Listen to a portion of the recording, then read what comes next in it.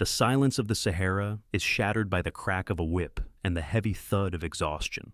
It is the 9th century, deep along the Trans-Saharan route, where the Arab slave trade is exacting a toll on African women that defies simple brutality. They are not merely prisoners of war, they are being prepared for a total erasure of identity. A woman falls, her hand gripping a single cowrie shell, once a symbol of prosperity, now the cold, hard currency of her own commodification. The sand absorbs the sweat and blood, but the institutional records will absorb something far more valuable. Why was this system designed to target women with such specific, calculated intent? And what terrifying, irreversible cost must be paid to ensure that even if they survive the journey, their lineage vanishes from history forever? To survive the crossing is to lose the right to be remembered.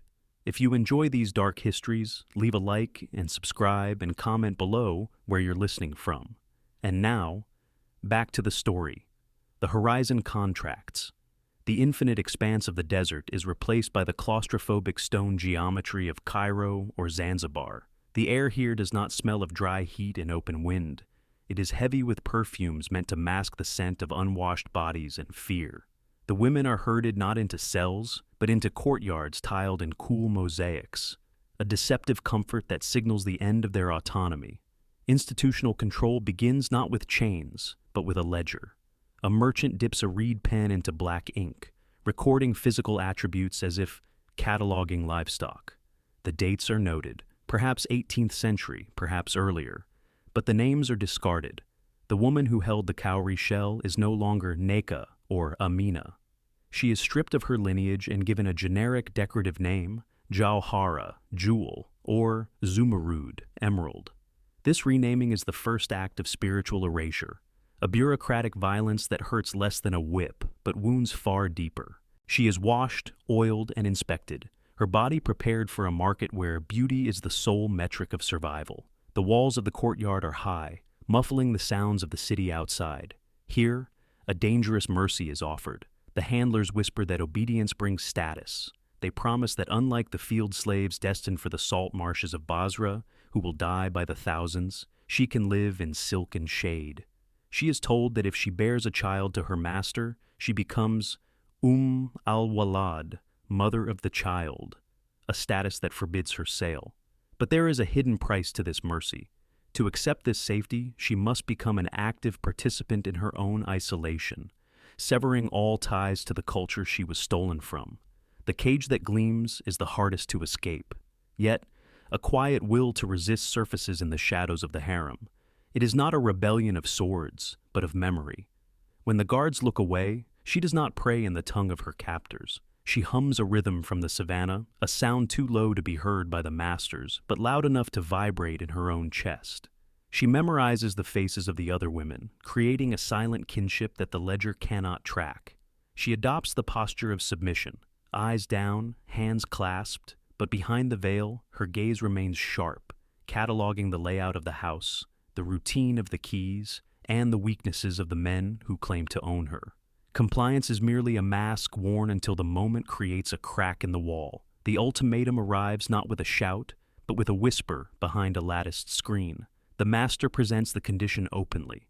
Surrender your womb to his lineage and be elevated to the status of al-Walad, or remain a barren servant, destined for the hard labor of the kitchen sculleries until death discards you. The choice is binary. Submit to biological erasure, where your children will belong to the father and your own culture will be washed from their blood, or vanish into the grinding anonymity of the household machinery. She stands before him, the scent of burning frankincense cloying in the stagnant air. He demands she acknowledge her new name, the one written in the ledger. She pauses. Her hand hovers over the silk cushion, fingers trembling for a fraction of a second before withdrawing into a tight fist against her side. That woman is dead, she says. The refusal is cold, flat, and final. The escalation begins immediately. The soft cushions are removed. The diet of dates and lamb shifts to dry bread and tepid water. The visits cease. The silence of the harem, once a refuge, becomes a weapon of sensory deprivation. She is left in a windowless room, denied the sound of human voices, intended to break her mind through the sheer weight of isolation. Days bleed into weeks, marked only by the shifting temperature of the stone floor. But the institution miscalculates. They intended the silence to hollow her out, to make her crave the master's voice as salvation. Instead, the silence calcifies her resolve. In the dark, the deprivation becomes a discipline. She recites the genealogy of her ancestors, names that have never been written in ink, preserving them in the fortress of her mind. The veil they force upon her becomes armor. Beneath it, her expression is her own, unseen and unpoliced. Here, the true purpose of this trade is laid bare.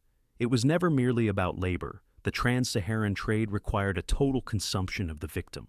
In the Americas, slaves would form communities, preserving rhythms and stories. Here, the system is designed to dilute the African bloodline into the Arab host, creating children who look like their fathers and know nothing of their mothers. The price of survival is the voluntary extinction of her identity. She realizes that to become al-Walad is not a promotion. It is a digestion process. The walls do not imprison her body as much as they attempt to digest her soul. She stops at the threshold of the master's chambers one final time. He expects submission. Instead, she steps back into the shadows, choosing the scullery over the silk. It is a suicide of status to preserve the self. Mercy is the mask the executioner wears. Centuries dissolve into the dust of a modern excavation beneath the peeling plaster of an old riad in the Maghreb.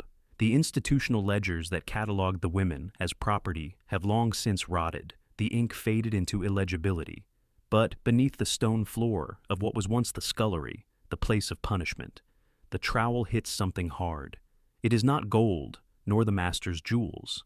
It is a small clay jar, sealed with beeswax and hidden with frantic, desperate care. Inside, there is no wealth, only a collection of seemingly worthless debris, a dried date pit, a scrap of indigo cloth, and the smooth, white curve of a cowrie shell. This is the archive that defies the library. The perspective shifts back to the moment of burial. The woman, now gray and bent, does not weep. In the dead of night, while the master's house sleeps in its opulence, she performs a rite of memory that requires no words. She presses the shell into the hands of a younger girl, not her daughter by blood, perhaps, but a new arrival from the south. They do not speak the forbidden language aloud. Instead, the elder traces a pattern on the girl's palm, a map of a river thousands of miles away.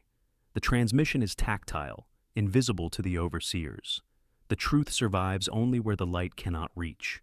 Historical records often claim these women were passive victims, absorbed wholly into the harems, their identities washed away by the dominant culture. But the existence of the jar contradicts the assumption of total erasure made at the start. The erasure was a failure. The lineage was not broken. It was driven underground, transforming from a biological bloodline into a spiritual sisterhood that the masters could neither see nor sell. Anthropologists studying the Tsar spirit rituals in North Africa identify rhythms and deities that trace directly back to the sub-Saharan villages burned centuries ago. The women did not assimilate. They infiltrated.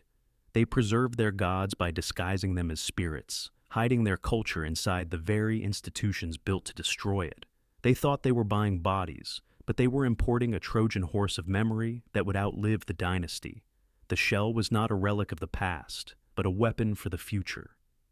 Act 6. Echo, Erasure.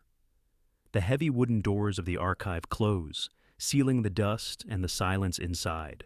In the modern libraries of Istanbul and Cairo, there are miles of shelves dedicated to the lineages of sultans, the tax revenues of provinces, and the movements of armies. But look for the names of the women who walked across the Sahara. Look for the mothers of the al-Walad. You will find only blank spaces between the lines of ink. The erasure is total. There are no great monuments to the millions of women transported over a millennium. There are no graveyards marked with their original names. The trade routes that scarred the desert floor have been scrubbed clean by the wind. The tracks of the caravans filled in by endless drifting sand. The physical evidence of their captivity was not destroyed. It was metabolized. The women were absorbed into the bloodlines of their masters, their distinct histories diluted until they vanished entirely from the visual record. Yet, the echo remains for those who know how to listen. It is heard not in the official histories, but in the hushed, rhythmic drumming of the czar ceremonies and backstreet courtyards. where spirits are called by names that do not appear in the Quran. It is seen in the faces of the crowds in the Maghreb, where the genetic legacy of the sub-Saharan interior is written in skin and bone, a living ghost of the stolen. We return to the silence of the Sahara. The wind hisses over the dunes, the same sound that swallowed the woman's scream in the 9th century. The cowrie shell she dropped is buried deep beneath the shifting sands, perhaps never to be found. But its presence there proves that she existed, that she was more than a unit of currency, and that her erasure was a crime that required the complicity of centuries to conceal.